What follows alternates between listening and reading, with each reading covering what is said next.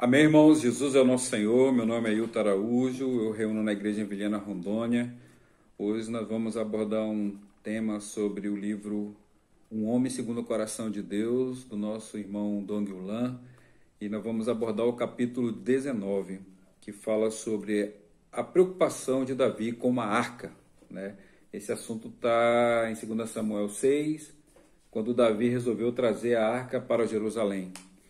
E os irmãos sabem que os filisteus tinham tomado, né, a arca lá do tabernáculo e levado para sua terra. E por causa disso, Deus amaldiçoou eles. E eles decidiram devolver a arca, né, a arca da aliança para os judeus, que eles não queriam ela mais no terreno deles lá, no território deles. E aí Davi ele resolveu trazer a arca de volta.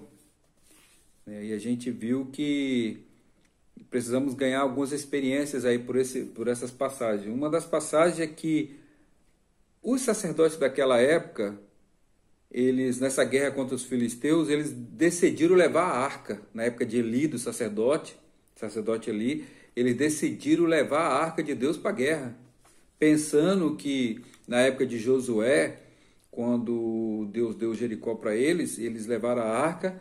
Mas aquela decisão tinha sido a decisão de Deus de levar a arca e que a cidade seria entregue a eles. E eles viram aquela experiência e falaram, opa, vamos fazer do mesmo jeito que Josué fez e vamos ganhar a guerra. Só que houve o contrário, né? Eles perderam a guerra e acabaram perdendo a arca da aliança. Aí nos traz experiências para a gente aprender que lição passada, ganho passado não serve para algo futuro. Nós precisamos aprender aí a não ter experiências, tentar fazer a mesma coisa que foi feito no passado.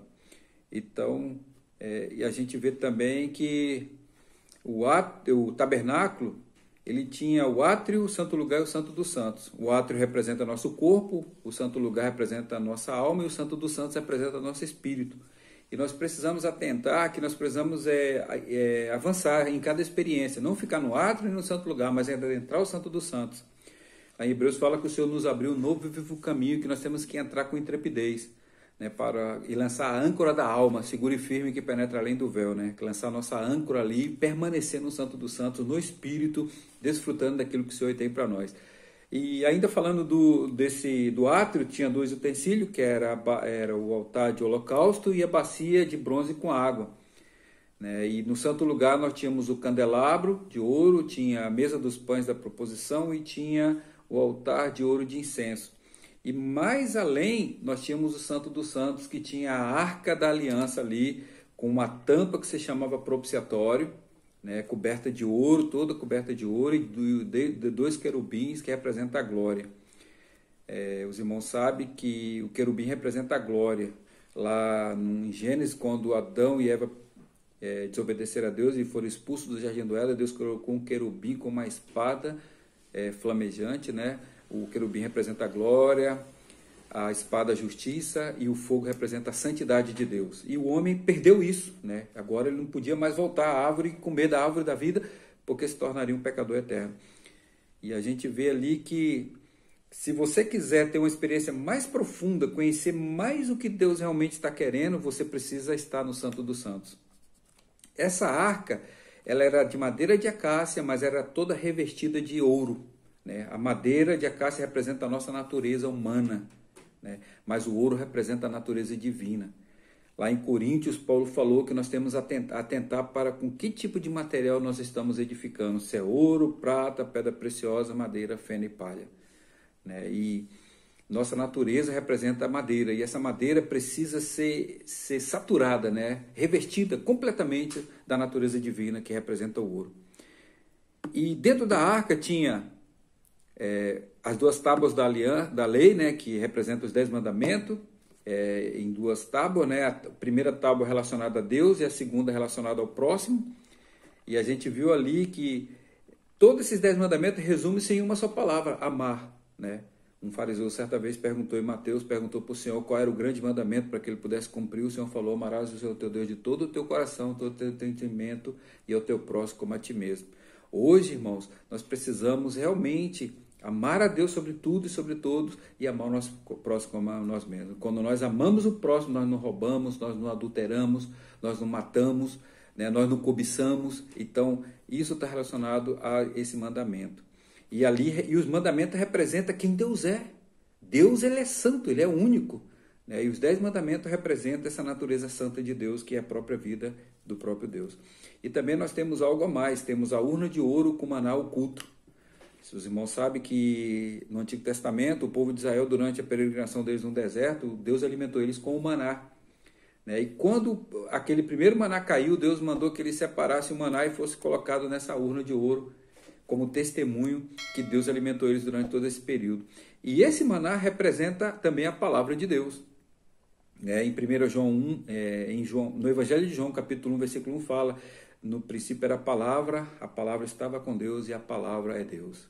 Em João 6,63 ele falou: o Espírito é o que vivifica e a carne para nada aproveita, mas as palavras que ele nos tem dito são Espírito e são vida. Em João 5,39, aliás, João 5, 39 e 40, ele falou: muitos examinam as Escrituras porque acham ter nela a vida eterna. Aí ele falou: entretanto, ninguém quer vir a mim para ter vida. Hoje o mais importante é ir até o Senhor. Os irmãos sabem que o véu que separava o santo lugar dos santos foi rasgado de alto a baixo, né? Não pela vontade humana, mas pela vontade divina. Né? O Deus rasgou esse véu porque Deus, ele quer ter comunhão com esse homem, ele quer ganhar esse homem, ele quer mostrar para esse homem que ele é capaz e suficiente para nos suprir de toda a nossa necessidade. Aliás, quando o véu foi rasgado, o Santo dos Santos invadiu o santo lugar. A luz da glória invadiu a nossa alma, invadiu o nosso ser e quer nos trazer para dentro dessa realidade que é viver e andar no Espírito. E nós precisamos aprofundar-nos mais, né? E também, além dessa urna, com esse maná ali, nós temos ainda a vara de Arão que floresceu. Né? O que representa essa vara de Arão que floresceu? Os irmãos sabem, na rebelião de Corã, Datã e Abirão, que eles se rebelaram contra Moisés e Arão, questionar a questão da autoridade. Por quem Deus fala? Quem que é a autoridade que Deus tem aqui nesse momento? Aí a gente viu que Deus ouviu e Deus pediu que eles trouxessem uma vara cortada, né, e colocasse o nome e colocasse lá sobre a tenda da congregação. E pela manhã Moisés foi lá e viu que a única vara que tinha florescido e dado amêndoa era a vara de Arão. E mostrou ali que essa é uma experiência de morte e ressurreição. A vara foi cortada, morreu, mas ela reviveu, né? Ela floresceu, porque o Senhor estava ali, o Senhor foi presente. E o Senhor, ele, além de dar flor, ele deu amêndoas ainda, deu frutos ainda. É isso que o Senhor quer fazer conosco, né? Que o Senhor quer nos dar mais experiência, que Ele quer mostrar mais qual é a verdadeira intenção do coração dele para com cada um de nós. Por isso nós precisamos avançar, né? Não podemos ficar parados pensando em como querer fazer as coisas para Deus, mas deixar Deus fazer as coisas em nós. Então, a gente vê também que ali na passagem de 2 Samuel 6, quando Davi estava voltando com a arca, que ele soube que Deus tinha abençoado a casa de Obed-Edom, então ele foi lá e trouxe. Agora ele trouxe de maneira adequada. Antes ele trouxe de maneira inadequada. Do jeito que os filisteus levaram a arca em carro de boi, Davi também queria trazer a arca em carro de boi. Isso não era a maneira de Deus. Ele precisava se aprofundar e saber que quem tinha que trazer a arca era o sacerdote, não era carro de boi. Então agora ele aprendeu a maneira de Deus. Ele precisou ter mais comunhão e entender que Deus quer as coisas do jeito dele. Não é do meu jeito, nem do jeito de outra pessoa. Então agora Davi traz a arca segundo a maneira de Deus. Aprendeu a lição, né? Que ele ficou muito decepcionado com a morte de Uzá, que foi fulminado porque tentou colocar a mão na arca. Outra experiência também que a gente precisa ganhar, né? Os bois tropeçaram e a arca ia cair. Uzá meteu a mão, e quando ele meteu a mão, Deus fulminou ele, né? Porque Deus não quer que ninguém meta a mão nas coisas dele. Deus é Deus, Deus ele é poderoso, ele faz as coisas segundo a preeminência e o seu poder. Homem nenhum pode querer ajudar Deus em nada. Nós é que precisamos apenas nos submeter como servo ao Senhor. Então a gente viu ali que, por causa desse incidente, né, Davi sofreu ali e Uzá morreu.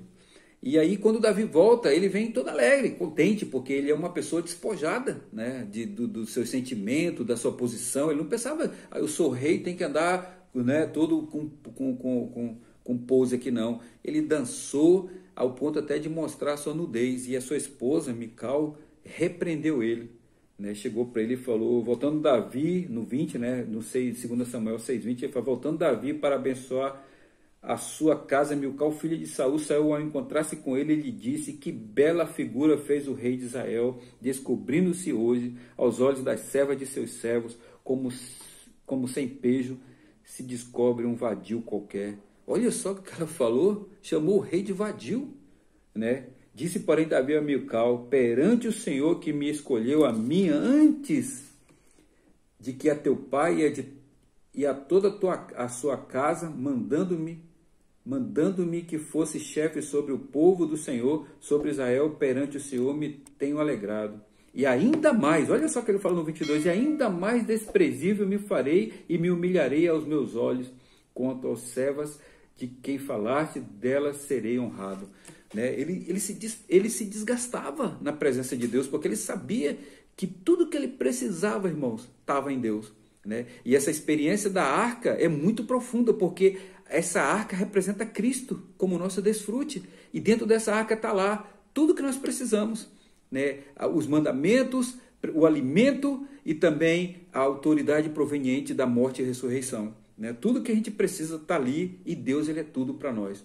Amém? Se você gostou, se inscreva no nosso canal, deixe o seu like, né? E até a próxima, e que Jesus abençoe. Jesus é o Senhor.